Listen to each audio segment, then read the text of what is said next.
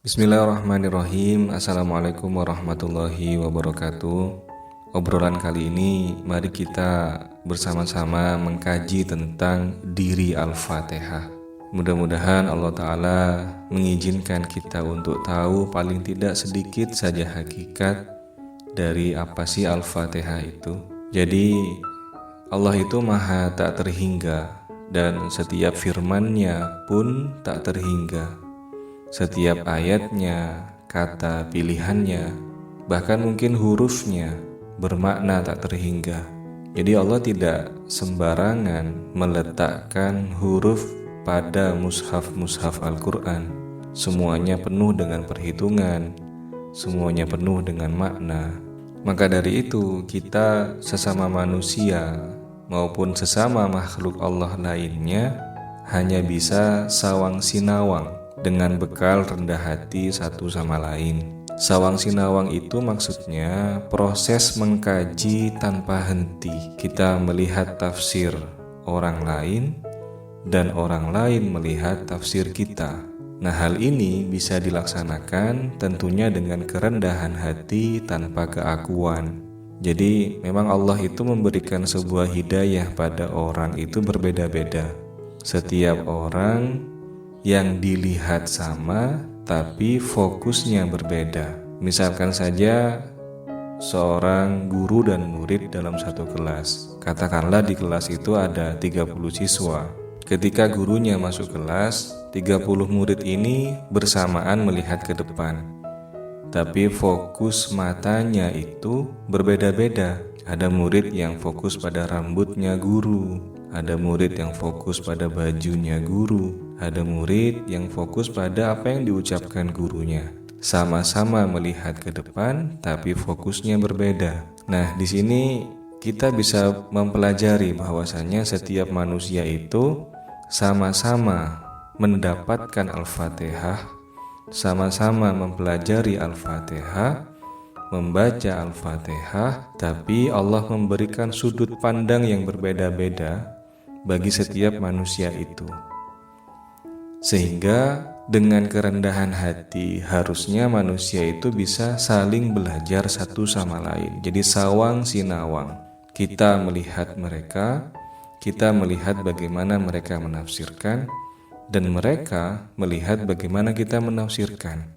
Kalau sudah seperti ini, kita jangan melihat atau mencari mana yang benar, karena ibarat murid tadi benar semua, jadi gurunya itu ada, hanya saja yang kita lihat berbeda. Maka salah kalau kita mencari kebenaran. Yang kita cari adalah kebaikan alias tadabbur. Dengan tadabbur itu hasilnya nanti adalah kebaikan, bukan kebenaran.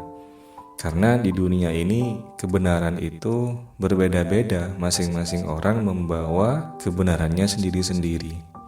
Sehingga kalau itu diadu, maka hasilnya nanti adalah adu argumen. Apalagi tanpa diiringi dengan kerendahan hati, maka yang muncul keakuan. Ketika nanti terbukti bahwa ungkapannya itu keliru, tidak akan mungkin mengakui bahwa itu keliru. Akan mempertahankan bagaimana pendapatnya sekiranya tetap bisa diterima. Nah, itu berarti keakuannya masih tinggi. Kemudian bagaimana setelah apa yang harus kita lakukan ketika kita sudah bisa saling rendah hati, kita belajar makna Fatihah dari masing-masing orang di sekitar kita. Pada akhirnya setelah itu kita mengembalikannya pada rahasia kebenaran di keharibaan Allah itu sendiri. Artinya kita menyerah, kita tidak akan pernah bisa menemukan kebenaran dari tafsir Al-Fatihah itu. Kenapa? Kita kembalikan semua pada Allah Ta'ala yang tahu hanya Dia. Kenapa demikian? Karena kalau kita memaksakan untuk bisa menafsirkan secara baku Al-Fatihah itu apa, lama-kelamaan atau takutnya kita akan terperosok menjadi makdzub, atau bahkan lebih ngeri lagi kita terjerumus pada kalimat dhalin, kalimat terakhir dalam Al-Fatihah. Dhalin itu artinya tersesat. Jadi kita yang merasa benar, ternyata dalam pandangan Tuhan kita itu tersesat.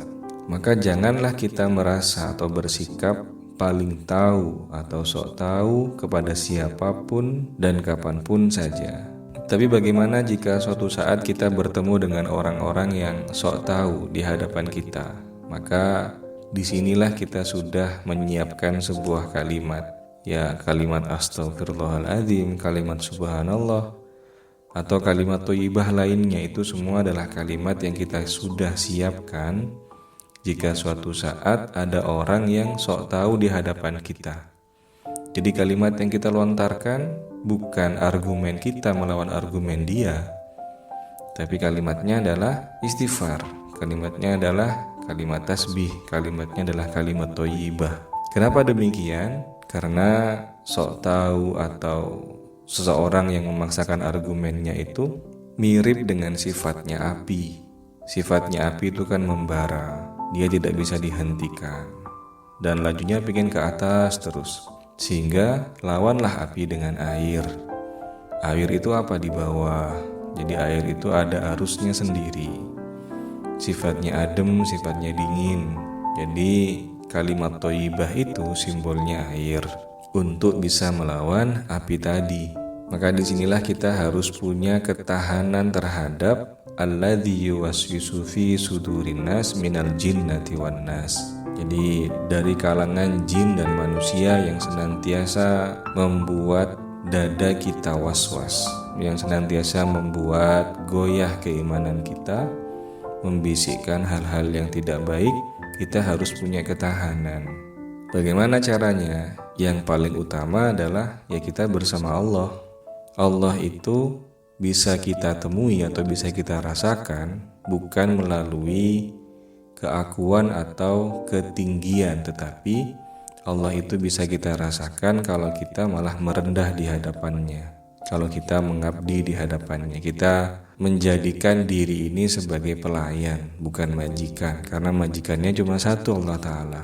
Sehingga dengan demikian kita mempunyai ketahanan terhadap apapun saja yang bisa membisikkan tidak baik pada hati kita.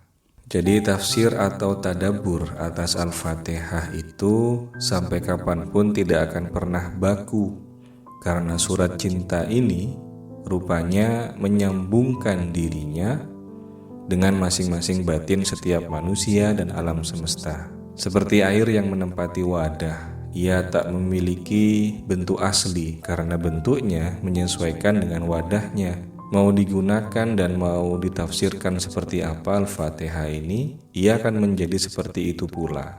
Dalam Al-Fatihah itu ada lafaz Ar-Rahman dan Rahim, di mana itu merupakan sifatnya Al-Fatihah juga ternyata. Di Al-Fatihah ini jika diibaratkan manusia, dia punya sifat pengasih dan penyayang. Bagaimana bentuk sifat Rahman Rahimnya Al-Fatihah? Dia mempersilahkan dirinya untuk bebas manusia memaknai dirinya, dan itu akan menjadi kun. Misalkan saya memaknai Al-Fatihah itu sebagai metode atau media agar saya sukses memperoleh tujuan saya, sehingga saya mempelajari Al-Fatihah, saya membacanya, maka Al-Fatihah itu akan menjadi jalan untuk saya memperoleh kesuksesan saya. Karena saya menganggapnya demikian. Orang lain menganggap Al-Fatihah itu sesuatu yang sakral, sehingga yang sakral itu berarti untuk membacanya kita harus berwudu dulu, kita harus berpakaian yang rapi, agar nanti suatu saat Al-Fatihah bisa barokahnya itu menolong kehidupan kita. Maka ia akan menjadi seperti itu. Orang yang lain beranggapan Al-Fatihah ini bisa menarik jodoh misalkan. Kemudian diamalkanlah Al-Fatihah baca berapa kali, maka dia akan menjadi media untuk bisa menarik jodoh betulan. Nah, karena apa? Karena itu tadi Al-Fatihah menyambungkan dirinya dengan batin masing-masing manusia. Dia mempersilahkan dirinya untuk ditafsirkan sesuai dengan keinginan manusia. Nah, sekarang jika ada yang bertanya bagaimana tafsir Al-Fatihah yang sebenarnya, yang tahu hanya Allah Ta'ala, tapi kita dibebaskan untuk bisa menafsirkan Al-Fatihah itu sesuai dengan keinginan kita. karena di sana ada lafaz Rahman Rahim dan ayatnya ada 7 dan sebagainya. Bahkan para sahabat Nabi dan umat Islam pemula di zaman Nabi selalu melakukan rekonfirmasi satu sama lain, saling berendah hati sehingga bertanya satu sama lain. Jadi zaman Nabi itu saling mengkonfirmasi, apa benar seperti ini makna Al-Fatihah, apa benar seperti itu. Jadi ketika saling bertanya itu dan mendapatkan jawabannya, dipraktekkan, diamalkan. Ketika ada yang kurang dalam hatinya, bertanya lagi, mengamalkan lagi, dan seterusnya. Dan itu seharusnya berlangsung hingga sampai saat ini. Jadi kita mengkaji Al-Fatihah itu, kita bertanya pada orang, menurut kamu gimana Al-Fatihah itu? Sehingga ketika kita merasakan bahwa itu cocok, bertambahlah iman kita pada Allah Ta'ala melalui wasilah Al-Fatihah tadi. Nah, hal yang seperti ini itu bisa diamalkan jika kita tidak terlalu sering menggunakan akal pikiran. Kalau kita menggunakan akal pikiran terlalu sering, maka yang ada nanti ya adu argumen. Kita merasa tidak cocok dengan pendapat dia sehingga kita kemudian membalas argumen dia dengan argumen kita sendiri. Itu kalau kita terlalu banyak menggunakan pikiran. Jadi mungkin kita mengingat sebuah kisah seorang jin yang dulunya menjadi jenderalnya para malaikat. Jadi Allah kemudian pada akhirnya mengibliskan jin itu hanya karena dia sembrono. Sembrononya bagaimana? Dia itu memaknai kalimat sujudlah kamu pada Adam, dimaknai sebagai sembahlah Adam, padahal itu berbeda. Sujud pada Adam itu tidak sama dengan menyembah Adam. Tapi jin ini, makhluk ini itu menyangka, oh kalau aku sujud pada Adam, maka secara tidak langsung aku sudah menyembah Adam. Nah, itu pikiran yang sembrono. Dia melakukan sebuah pemikiran yang sembrono sehingga dia jatuhnya adalah apa? Sok tahu, merasa lebih pandai, merasa baik, merasa disayang. Akhirnya dia terjerumus dalam kesesatan yang dalam Al-Fatihah disebut dengan dzallin. Jadi makhluk tadi itu berpikir sendiri, oh kalau aku sujud pada Adam maka aku menyembah dia. Padahal Allah tidak bilang demikian. Allah berfirman, sujudlah pada Adam. Tapi kenapa tidak dilaksanakan? Malah dipikirkan. Nah, ketika sudah menggunakan akal pikiran, jatuhnya nanti pasti tersesat. Jin itu belum tahu, makhluk tadi belum tahu bahwa kelak itu anak cucunya Adam banyak yang melakukan sujud tadi itu. Sujud kepada ibunya saat hari raya, sujud pada gurunya sebagai wujud ketakziman. Dan semua sujud itu sama sekali bukan sujud menyembah, tapi sujud penghormatan.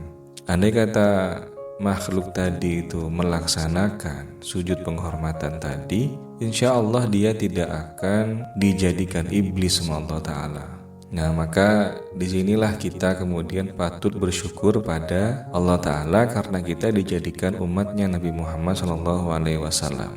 Kenapa? Bayangkan saja, iblis dihukum, makhluk tadi dihukum oleh Allah menjadi seorang iblis. Itu karena kesembronoannya, karena dia kurang hati-hati, yang artinya perilaku yang muncul karena kurang teliti dalam kehati-hatian, sembrono. Lantas bagaimana nasib kita yang kita hati-hati saja tidak?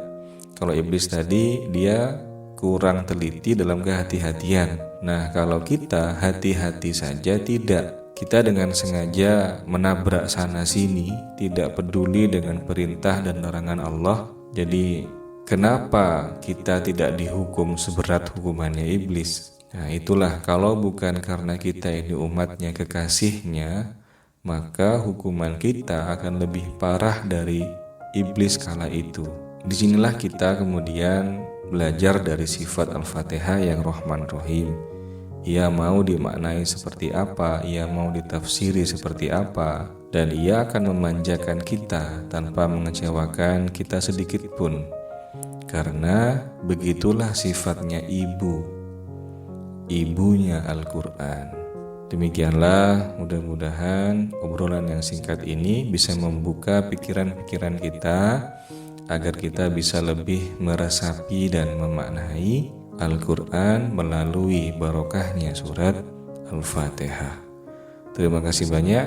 Saya akhiri. Assalamualaikum warahmatullahi wabarakatuh.